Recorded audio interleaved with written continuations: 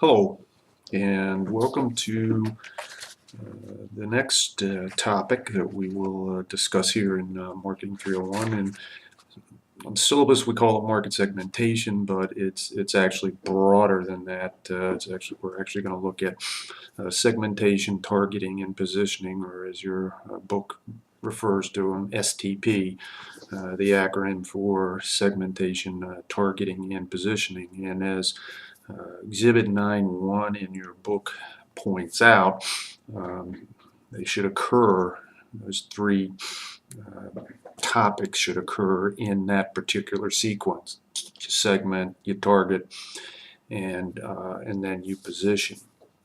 And while that might seem kind of intuitive and kind of basic, and you said, well, yeah, look at figure or exhibit 9.1 there, Doc. That's exactly what it says. When I took my Principles of Marketing course, spring of 1977, world was a little different in the spring of 1977. When I took my Principles of Marketing course at the undergraduate level in the spring of 1977, the chapter that covered this material was segmentation and product differentiation. And there's been a big change since then, in part because when I learned my material on segmentation, I learned it in association with product differentiation. And product differentiation, which is essentially what we now refer to as positioning, kind of, why should people buy our product? Why should people do business with us, right? What differentiates our stuff from somebody else's stuff? Product differentiation, positioning, right? Product differentiation sometimes occurred prior to segmentation. So, back when I learned my stuff, companies would come out with products hoping that they could find a segment for those products. And that led to a number of, unsuccessful products. I mean, the more logical way of doing it is coming up with a segment or segments and then figuring out what product or products might appeal to a segment or to particular segments. And there's actually a relatively recent example of that. And it involves that being, kind of putting the cart before the horse, doing the product differentiation and hoping that you find a segment. And an example of that involves 3-liter soda bottles. And, you see that there's 1-liter bottles of soda, there's 2-liter bottles of soda, there's 1 1/4 bottle liters of soda, there's 1 1.5 liter bottles of soda. And probably around, 25, 30 years ago, both Pepsi and Coke said, well, hell, people are buying 2-liter bottles. People buy 1-liter bottles. If you add 1 and 2 together, you get 3. And so they came out with 3-liter bottles, right? A product. Now, who buys 3-liter bottles of soda? Well, it turned out that there were 2 kind of big problems with 3-liter bottles of soda.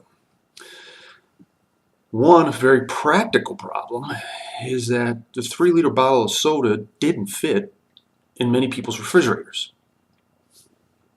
That's a problem.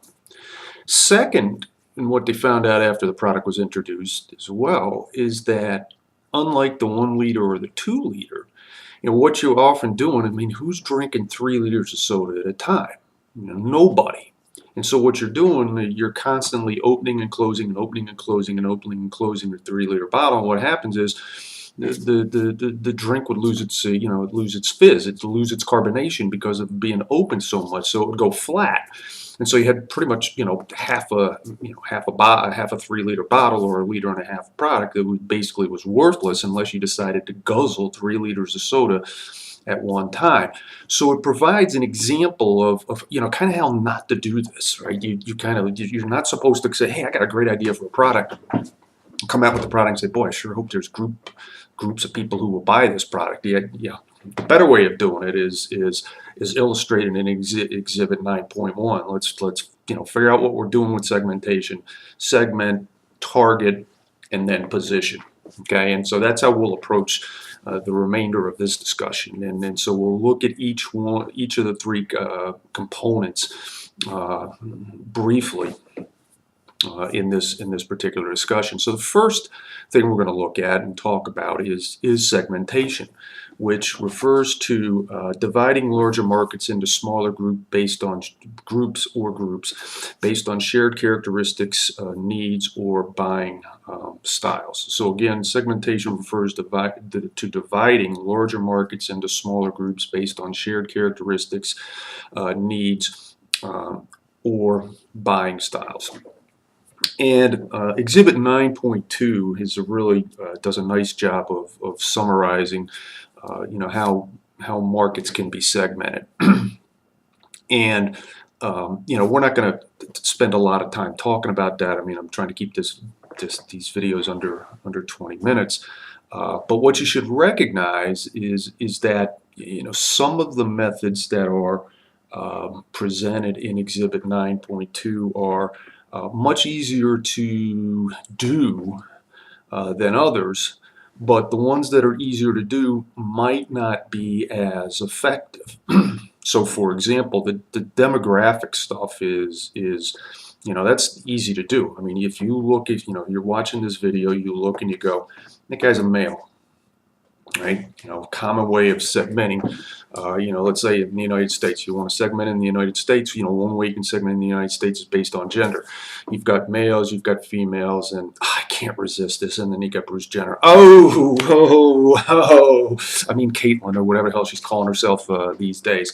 But as a general rule, most people are either male or female. And when you think about it, there's roughly 320 million people here in the United States, and roughly half of them are male and half of them are female. So there's you got two pretty distinct segments there, right? So quick and dirty, not a problem. Similarly, geographic is another way that you can segment. And if you think about it in this country, marketers focus on California a lot more than they focus on Wyoming, because if you go and you look at the population of the state of California, there's close to 40 million people who now live in the state of California. There's fewer than 750,000 people who live in the state of Wyoming. So the bang for your marketing buck, or the ability to get people to buy your product, is much more attractive in California in many cases than it would be in Wyoming, simply because of the vast differences in population between those two states. And so again, some things like geographic and demographic, they're relatively easy to do. But they might not tell the whole story, and you get down to some of the other ones that are listed in Exhibit 9.2, and you look at something like benefit segmentation, and benefit segmentation is much more challenging, much more costly, much more time consuming, because rather than just saying, okay, I'm going to do the state of California, or I'm going to do the state of Wyoming, or I'm going to go to I'm going to go to India, or I'm going to go to China, or whatever. Now the marketer has to have an understanding of why a person is buying a product. What are people looking for in a product? That information isn't as easily collected as we know how many people live in China, how many people live in Beijing or Shanghai or wherever, right? Figuring out exactly what people want or need from a product is much more challenging. And good example to illustrate that is what I think, and the one I use when I do this in the classroom, is I like to use the toothpaste. I like to use toothpaste as an example. And when I was young, and when I say young, I'm talking 4, 5, 6. So we're talking a long time ago. You bought a tube of toothpaste, and it was, in my family, it was Crest, and the big additional ingredient in Crest when I was a little kid was fluoride, because fluoride, helped fight cavities. Well, back when I was a little kid, people used toothpaste to clean their teeth. You brushed your teeth with toothpaste. Now if you go into a store and you look at the different types of toothpaste that are available, you'll see toothpaste that will, yeah, they'll clean your teeth, they'll whiten your teeth, they'll freshen your breath, they'll help your gums, they'll do all sorts of different things. And again, those are benefits, a white teeth, fresh breath, gum protection, things of that nature. Those are benefits. And again, that kind of segmentation forces marketers to learn a lot more. It takes a lot more time. That's why we talk about marketing research before this, because marketing research can be very helpful in providing the kinds of information that a marketer might be looking for if a marketer is attempting to do, let's say benefit segmentation. So again, number of different ways to segment. And again, segmentation, we're taking bigger markets and breaking them into smaller groups that share similar characteristics, needs, and buying styles. Once once you've got segments, what you then do is target. And the targeting involves evaluating segments and trying to figure out which segment or segments that you want to pursue. And Exhibit 9.5 in your book. Hold on, I put my glasses on and turn to Exhibit 9.5. Oh, where are you, Exhibit 9.5? There we go. Exhibit 9.5 provides a nice illustration of how organizations might evaluate segments. So, for example, size, and we talked about that with respect to just the California, Wyoming kind of stuff, right? Marketers often like to pursue segments that are larger in size because there tends to be more opportunity. I mean, if you think about it, if we go back to talking about soft drinks, soda, right? There's a lot more opportunity for Coca-Cola and Pepsi to market their products in California than there would be in the state of Wyoming because of population. And again, that also explains why, if you think about it, why China and India are so attractive these days, because if you add the two countries' populations together, you've got approximately, you've got between 30 to 33% of the world's population in two countries. And the nice thing about that as well is if you look at a map, they're in the same part of the world. In fact, they share a common border. So, from a marketing perspective, and admittedly, I mean, I'm kind of getting really excited here about this, but admittedly, the per capita income in both China and India is not similar to the per capita income in the United States or Germany or France or places like that. But there's a hell of a lot of people, excuse my language, there's a hell of a lot of people in China and India. And if you're Coca-Cola, there's roughly 2.5 billion people in two countries, right, that are in close proximity to each other, who are potential customers for your product. So one criteria that can be used to evaluate segments is the size of the segment. Another another criteria that can be used to evaluate segments is profitability.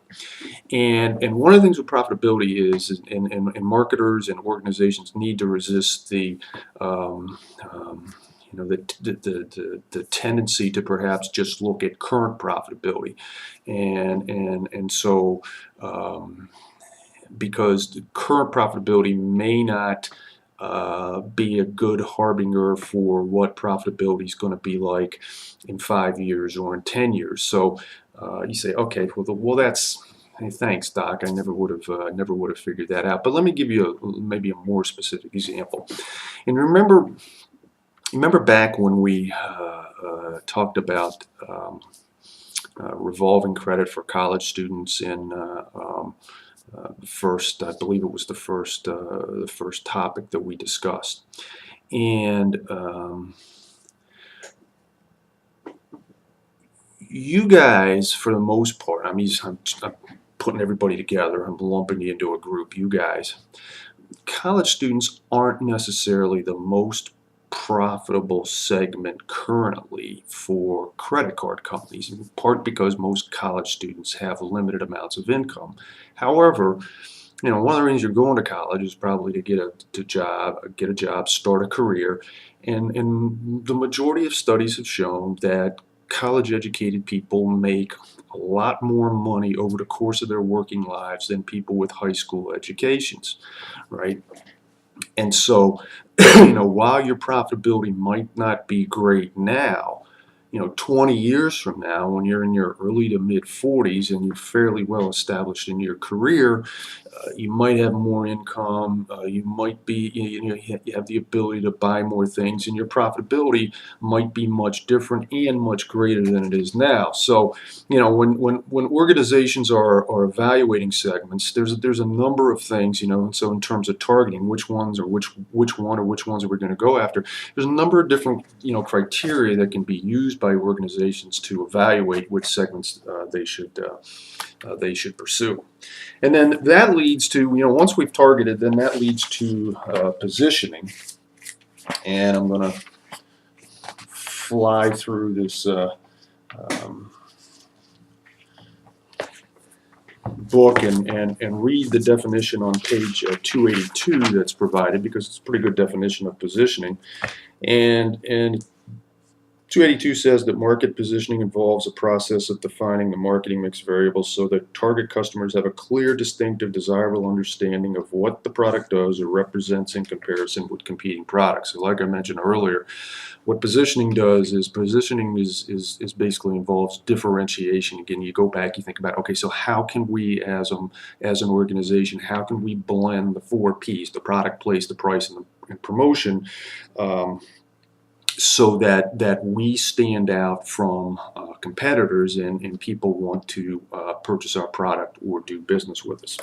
Okay, and the book talks about several different ways of differentiating. One of and we'll just look at one, and that is that's symbols, and symbols are interesting, and the one or the two that I would like to talk about, and I have a smile on my face because we have some fun when we talk about this in in the face-to-face class. But let's look at excuse me, pardon me. Let's look at 2 fast food burger chains. Let's look at McDonald's and let's look at Burger King. And let's look at Ronald McDonald and let's look at the Burger King. And when you look at Ronald McDonald, what do you see? Well, you see a clown, right? He's a big, goofy looking clown. And when you look at Burger King, what do you see? Well, he's also a clown. But while Ronald McDonald is a clown and Burger King is a clown to a certain extent, Ronald McDonald, Ronald McDonald has a lot of friends, right? He's got the Hamburglar and other kinds of creatures that are his friends. The Burger King, that guy's scary. And that guy scares me. And some of the ways that Burger King has chosen to portray the Burger King in some of its ads are downright frightening sometimes. And where you go with this from a positioning or a differentiation perspective, what Ronald McDonald and his cast of characters, the Hamburglar, and I can't remember who the other, some of his other friends are, but what it says is, it's like, look, we're a really inviting place for kids. Do you get the same message? Does the Burger King give the same message about Burger King? And so, again, something like a symbol can help an organization, position itself, differentiate itself, and to attract the segment or segments that it's going after. It's clock on the wall hitting 19 minutes. We'll stop there, and we'll see you down the road. Bye for now.